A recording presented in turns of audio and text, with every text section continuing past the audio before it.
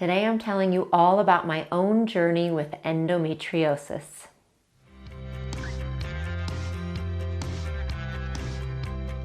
Today I'm telling you about my own story around endometriosis. So I'm going to get into some of the details here, but if you want a more extensive look and a deeper dive, you can check out my podcast called Meet Your Body. And I have a new episode that comes out every Wednesday. And on Wednesday, May 17th, I'll be releasing my in-depth episode all about endometriosis. So if you want more details, you can check that out at the link below. First, I'll give you just a little bit of a background about what endometriosis is. Endometriosis is a disease where uterine-like tissue grows outside the uterus. It affects up to 25% of women around the world, and it's a very silent disease, meaning many people have it and aren't talking about it very much. And it can be very devastating for those women who are experiencing endometriosis. So I want to take this time to share my story with you. I want to offer some hope. I want to offer some community. I want you to know that you aren't alone. So whether it's you suffering from endometriosis, maybe you don't even have a diagnosis yet, or maybe it's a loved one in your life, feel free to pass this video on. And please know that I am here to support you on whatever journey you're on. So it's hard to say exactly when my journey started because we don't really know where endometriosis comes from. There's a lot of misunderstanding and unknown things around how we get endometriosis. So I don't know exactly where my journey starts. I do know that I started experiencing back pain when I was in physical therapy school. So I was around 20 or 21 years old, and I had a history of fairly normal periods. So they had been painful when I first started. I definitely had painful cramps and painful periods, but other than that, they were fairly regular. So I didn't ever really question my history with periods and cramps. I did start my period when I was very, very young. That was really irregular at the time, but other than that, I had a fairly normal history with my periods. I started having unexplained back pain, and being in physical therapy school, I did all the things I thought I should do. I actually had an MRI. I went to have physical therapy. I did all the treatment. And my physical therapist said, you know what? There is nothing really interesting here on your MRI. We've done all the treatment we can think. You're still having pain. There might be something else going on that you want to look into. So that was really interesting to me. At the time, I kind of moved on. Then one night, about 2 years later, I woke up in the middle of the night with the most excruciating pain I had ever been in my life. And I was sure I had appendicitis. I was positive that's what was happening. My boyfriend at the time, who's now my husband, rushed me to the hospital. I was there overnight, and they ended up diagnosing what they called an ovarian cyst that had burst. So I had CT scans, I had ultrasounds. It didn't show anything really exciting, but I had to deal with that kind of pain. And I went home really not knowing what was going on. They recommended that I had further testing. Again, I did. Nothing showed up, so I kept living my life. About a year later, the same thing happened. I had another bout of pain, another trip to the ER, told an ovarian cyst was bursting. And within that time, I had also started to experience some other symptoms. My back pain was getting worse.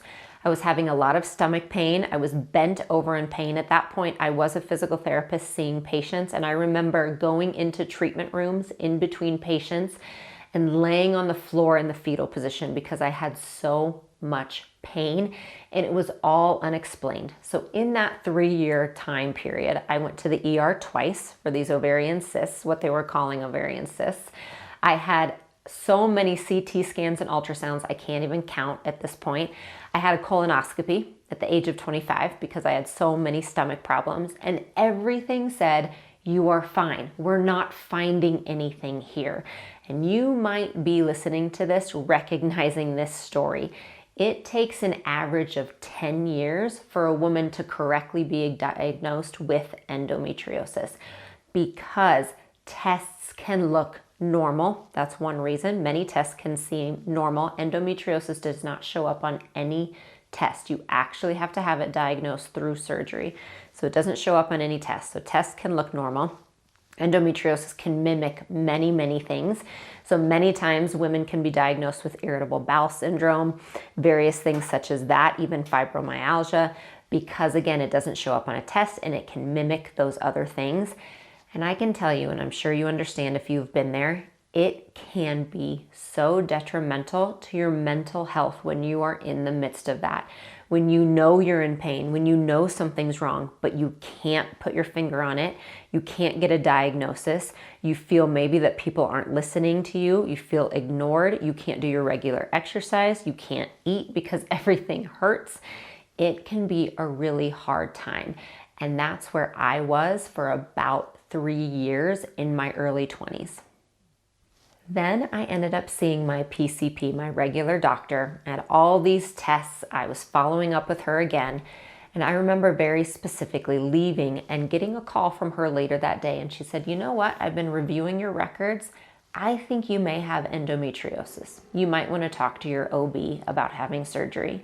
And I had no idea what endometriosis is, but I went home that day and I Googled it and I cried looking at what I saw because I knew that's what I had. I absolutely knew I fit every single one of the symptoms. I fit the pattern. I saw my OB. She agreed to do surgery, and I had my first surgery in 2005, woke up from surgery and was told, you have endometriosis. We can't cure it. We cut out what we could. It most likely will come back. You're going to have a hard time having kids. And they sent me on my way. And that was a turning point in my life. So that was 2005. I was in my early to mid 20s at that point. I had always known I wanted to be a mom. That was one of my very biggest life goals, was to be a mom. I didn't know about endometriosis, and everything that I researched and saw online was so scary and so negative. I thought my life was over. I thought I wouldn't be able to do everything that I wanted to do. And I decided then and there that I was going to make it my goal to manage my endometriosis and to do everything I could to be able to have kids. And that's what I decided. I decided I would not let a label rule my life. And I know that's so easy to say. It's easier said than done. And I am now, this was 20 years ago almost, I still have endometriosis now. I still do. It has been a foundation of almost everything else I have done for the past 20 years. I have had 3 major abdominal surgeries, first in 2005, the last one 3 years ago when I had a hysterectomy and major prolapse repair. I've been told I have a frozen pelvis. I've been told I have the severe endometriosis. I know I have it growing on my stomach, on my intestines. I have it on my appendix, into my hip. I have to manage the workouts that I do because I know I could easily flare myself up. I manage what I eat very carefully because I know that can aggravate things. I still cycle, so I still have flares. I still get pain. I get joint pain. I get muscle pain. I get headaches. All these things that probably sound familiar to you as well. So I have been through the journey and I continue to be on it. I can simply tell you that at that point when I was diagnosed, I decided I wanted to know what I could do for it. I wanted to be an active participant in this new diagnosis that I had. I didn't want to be ruled by it. I wanted to be able to make choices for myself that could possibly help me live a movement-filled, joy-filled life. So that's what I did then. I decided to experiment, and I started to experiment with so many different things. And I've tried everything along the way: acupuncture, certain kinds of diets, certain movements, and some things have really, really worked and helped, and some haven't. The things that have helped for me the most, if I had to boil it down to a couple things, one is regular movement.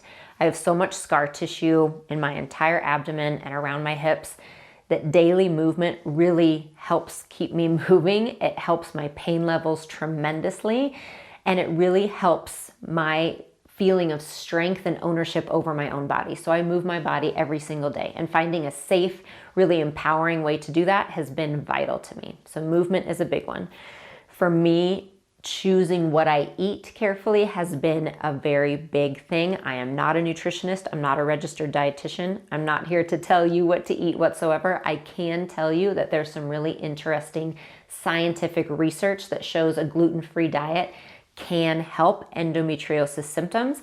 So I did a really deep dive into that myself, and it has helped me tremendously over the years. So there are various things that I do with my diet that can help me with my symptoms. Again, you'll have to look at that for yourself.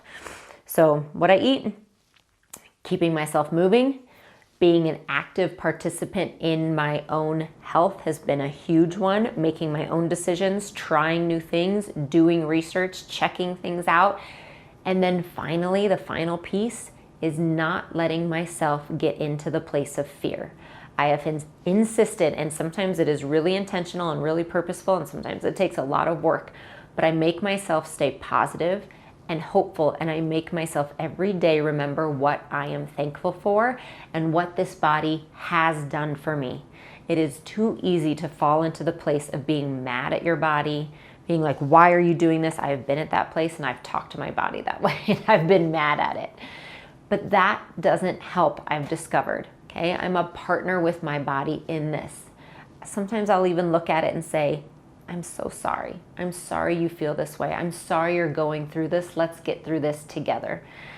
So really finding the things I can do, focusing on the things that I can do, never focusing on what I can't do, and remembering what I'm thankful for. And for me, I have been unbelievably lucky and blessed to be able to have 2 babies. One we were able to have naturally, one after 3 years of IVF and infertility, we were able to have one. So we have 2 babies, and that is what keeps me thankful every single day. And I know not everyone has that. I do believe we can all find something to be thankful for, even in the midst of this crazy chaos that is endometriosis. So that is where I'm going to encourage you today. I want you to know you are not alone. I know we all have different journeys and different stories, but I do believe those of us with endometriosis are a part of a club that we wouldn't have chosen to be a part of, but we are, and we can walk through this together. You can feel empowered in your body, and I'm going to leave a lot of resources below in the description below, so you can see some of the other resources I have. I have some workouts specifically for endometriosis. I have some videos about how I do try to stay positive in the midst of chronic pain. I have various resources like that, so I'm going to put those below. Again, I am here for you. Please know you aren't alone. I'm cheering you on, and I appreciate you being here today. I'll talk to you soon.